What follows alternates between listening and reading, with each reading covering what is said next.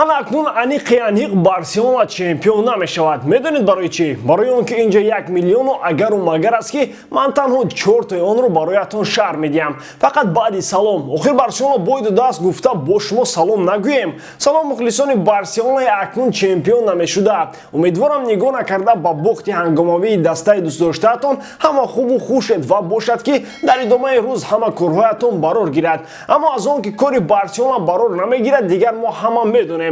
Ва акнун биёед дар бораи як кори барор нагирифта дар Камно бигӯем. Аниқтараш дар бораи бозӣ бо Селта. Омода бошеду поза ёнбошро гирифта бошед. Пас рафтем. Чун ҳамеша мехоҳам хотиррасон кунам ки сарпарасти видеои мо ширкати 1xbet мебошад. дар он ҷо вақт коэффициентҳои баланд, бонусҳои гуногун ва барои истифодабарандагони нав дар аввалин пардохт то ҳаҷми $100 бонус дода мешавад. Агар дар вақти регистрация кардан дар ҷои промокод барсатиҷӣ нависед. ссылкаи Бози дар комментарияи ин видео. Имкониятро аз даст надиҳед. Барселона бар муқобили Селта бо чунин ҳайят ба майдон баромад. Терштеген дар дарвоза, Пике, Араухо ва Ланглес сегонаи хатти дифоъ, Усман Дембеле ва Жорди Алба аз канорҳо, Педри, Бускетс ва Мориба дар минтақаи такягоҳӣ, Гризман ва Месси дар хатти ҳуҷум. Барселона бозиро чунин оғоз кард ки кас гумон мекард ки ягон 300 гол ба дарвозаи Селта мезананд. Бомбабарони Барселона ахиран дар дақиқаи 28 самар овард. Як партофти олиҷаноби Бускетсро Лео Месси бо сар ворди дарвоза карда амин аз задани 30-умин голи худ дар ин мавсим истиқбол кард. Селта бошад гоҳ-гоҳ ба ҷаримагоҳи Барса наздике мешуду бас ва ба назар чунин мерасид ки онҳо розиянд ки Барса аз 5 гол зиёд назананд. Аммо дар яке аз контрҳуҷумҳо аз пас як паси беҳтаринро ба самти Мина дод ва ӯ бо як зарбаи оли тӯбро ворди дарвозаи Терштеген кард. Вақте ки Мина зарба мезад, Пике бо бачаҳои дигари хатти муҳофизати Барса кино тамошо мекарданду Терштеген аз голи задаи ӯ ҳаловат мебурд. Баъд амин Терштеген менолад ки чаро Нойер дар дарвозаи мунтахаби Олмон меистаду ӯ не. Голи ҷавобии Селта ба дақиқаи 38-ум бозӣ рост омад ва то охири қисмати якумин бозӣ дигар чизе тағйир наёфт, ҳарчанд ки Барса чанд ҳуҷуми хавфнокам кард. Кума дар қисмати дуюм Педриро гирифта пучро ба бозӣ даровард ва воқеан рекард ба бозии Барса ҷони тоза бахшид, аммо на зиёда аз ин. Барса ҳамоно ҳуҷум мекарду Селта ҳимоя, аммо аз ин ҳуҷумҳо чизе ҳосил намешуд. Кума барои тақвияти ҳамлаҳо Пикеро аз майдон гирифта дестро ба майдон баровард. Дар дақиқаи 70 бошад якбора Усман Дембеле ва Антуан Гризманро гирифта Брейтвейт ва Тринкавро ба бозӣ ворид кард. Кошки намекард. Ман рости ана дар ҳамин ҷо тактик набудани Куманро фаҳмидам, зеро ба назарам ҳамин Тринкав ва Брейтвейт аз ин тарафи майдон даромаданду аз он тарафаш баромада рафтанд. бахусус Тринкав. Брейтвейт бошад дар яке аз ҳолатҳо ба дарвозаи холӣ аз масофаи 2 метр гол зада натавонист. Рости агар бобои ғулом мешуд, ҳамин голро мезад.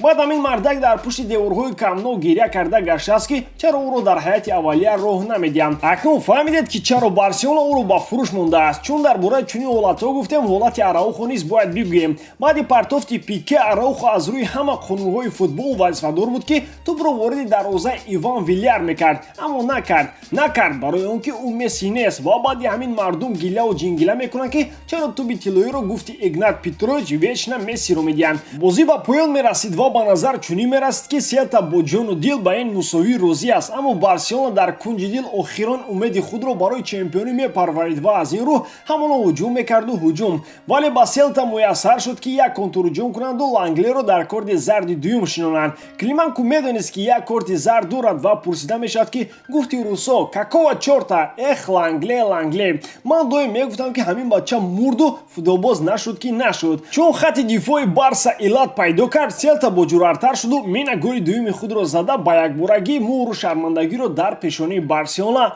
куфт.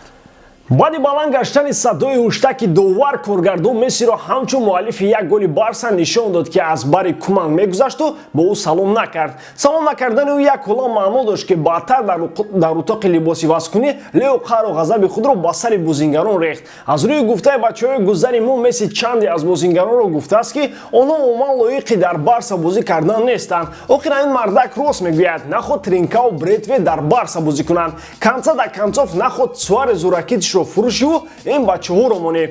Дидед ки дар бозии Атлетико Суарес чикор кард? Гуфти кампини назокат гура дар бигирад Бартомеу. Акнун ду ҷумлаи дигар мехоҳам дар бораи тактикаву стратегияи Куман ва ивазшавиҳо дар ин бозӣ бигӯям. То омадани Дес ба майдон, Барселона бо се муҳофизатгари марказӣ ва шакли 3-1-4-2 бозӣ кард ва баъд аз омадани Дес шакли бозӣ дигар шуда Барселона ба шакли акнун 4-3 гузашт ки Дембеле имкони бештари иштирок дар ҳуҷумҳоро пайдо кард. Ба назарам ҳамин Куман ҷин дорад, зеро дар ҳамин маврид аз майдон гирифтани Дембелеро бо Гризман ғайр аз худаш касе нафаҳмид. Албатта ивазшавӣ аз рӯи мавқеъ буд, аммо маъз ҳамин маврид Усмон бояд дар майдон мемонду морибаро мегирифт. Гризман то ин дам чандон фаъол набуд, аммо ҷои Бредвей дар мавриди зикршуда агар ӯ мебуд ақаллан ба болочӯби дарвоза мерасид. Аслан шакли бозигузорӣ бо се муҳофизатгари марказӣ ин бозии Барса нест ки Куман ба роҳ мондааст. Ин шакро ҳама танқид мекунанд, аммо Куман онро дар Барса ҷорӣ карда якбора ҳамаро ҷазир кард. Тақдири ӯ бошад қариб ки нуқтаи даркории худро ёфтааст. Бар тибқи хабарҳои расида Лапорта аллаке бо Хави гуфтушунид карда ва бо эҳтимоли зиёд Роналд Куман Барселонаро тарк мекунад. Аммо инҳо ҳама гапҳои дуюмин дараҷае мебошанд ки барои худсафедкунӣ истифода кардан мумкин аст. Иллати асосӣ бошад дар бозиҳои қаблӣ буд ки Барселона натавонист ба чизе муваффақ шавад. Бохт аз Гранада, мусовӣ бо Атлетико ва Леванте бозиҳои тақдирсозе буданд ки рӯи Барселонаро барои чемпионӣ банд карданд. Акнун бохти шармандавор аз Селта ва чормин бозии беғалаба. Воқеан Селта ҳанӯз аз соли 2014 дар Камно ғолиб наомада буд. Як антирекорди дигар ҳам инҷо қайд шуд. Барселона бораи аввалин бор аст ки се бозӣ рӯи ҳам дар будани Месси дар Камно ғалаба накардааст. Аслан Барселона дар ин мавсим бо топ клубҳои Ла Лига таоман бозӣ карда натавонист ки аз чӣ гунагии кори Куман дарак медиҳад.